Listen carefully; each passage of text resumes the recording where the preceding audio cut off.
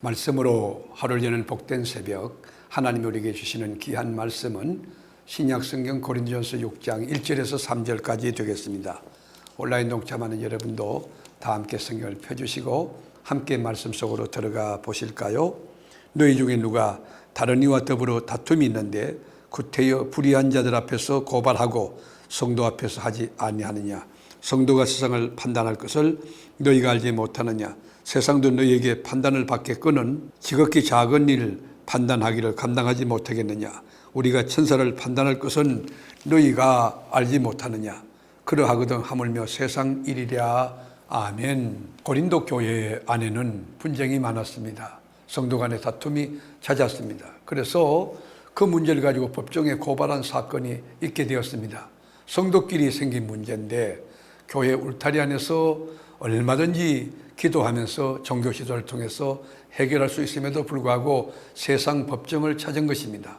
성도들은 세상의 잘못을 바르게 판단하고 또 분별하고 바른 길로 이끌 위치에 있는 영적인 사람들입니다. 그런데 교회가 또 교회에 속한 성도가 세상 사람들이 판단을 받고 있는 그 안타까운 세상의 법정에 간다는 것, 이거 얼마나 여러분 안타까운 일입니까? 이것은 하나님 방법보다 인간의 법, 세상의 법으로 해결했다는 타도 아닙니까? 성도들은 할 수만 있으면 우리 서로 사랑의 빛 외에는 쳐서는 안 되는 것입니다. 칼빈은 성도가 세상 법정에 절대로 설 수 없다, 그렇게 말하진 않았어요.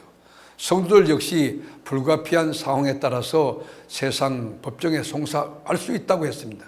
그러나 그것은 어디까지나 해결할 수 있는 최선의 방법을 다 한 후에 권리를 보호받기 위해서 사용하는 차선의 방법이라고 했습니다.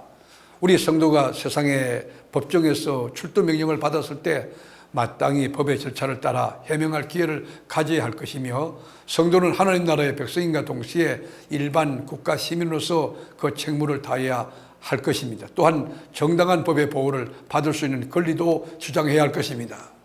그런데 하나님을 모르는 거듭나지 않는 세상의 재판장은 성경에 보면 불의한 자들, 경히 여김을 받은 자라고 이렇게 바울이 말한 연고는 판사의 자질을 무시하는 것이 아닌 것입니다. 그들은 영적인 일, 하나님의 일을 판단할 수 있는 사람이 아니라는 것입니다. 육적인 사람이죠.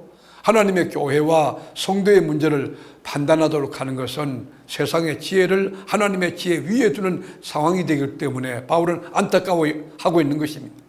자기의 주장과 이익을 위해서 불신자 앞에 가서, 그 재판장 앞에 가서 재판을 받아야 한다면 하나님의 영광은 가려질 것이고 성도의 관계는 깨지고 말 것입니다. 바울은 말합니다.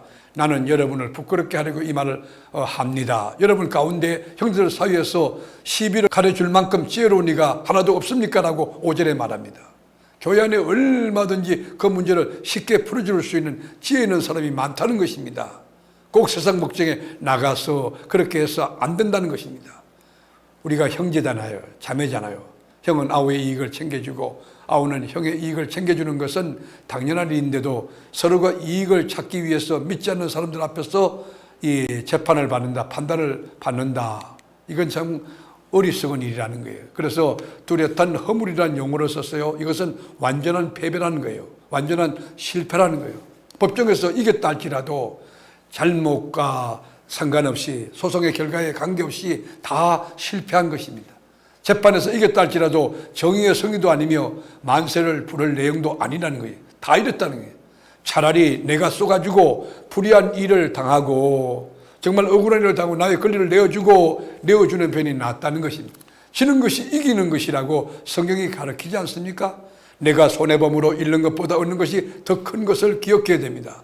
기도하면서 하나님의 지혜를 구하고 하나님의 영광을 먼저 생각한다면 세상 법정에 갈 수 없는 것입니다.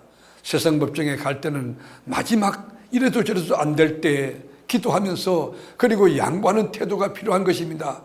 신자는 세상 사람들과 완전히 다른 하나님의 나라를 유업으로 받은 약속이 있는 언약의 백성입니다. 하나님의 자녀입니다. 따라서 우리가 다툼이 있을지라도 손해보고 양보하고 억울한 일이 있을 때 십자가 밑에 나와서 기도하며 또 그 아프게 한 그 사람을 위해서 우리가 축복 기도할 수 있다고 하면 그것이 이기는 길이 아닐까. 성경은 우리에게 이렇게 건면하고 가르쳐주고 있습니다. 기도하겠습니다. 주님, 세상을 살다 보면 예기치 못한 일이 많아 마음을 상하게 하고 손해보게 할 때도 많지만 하나님의 방법으로 십자가 밑에서 용서하며 이해하며 풀어갈 수 있는 그런 넉넉한 영성, 그런 믿음을 주옵소서. 오늘도 성립케 하시는 예수님의 이름으로 기도드립니다. 아멘.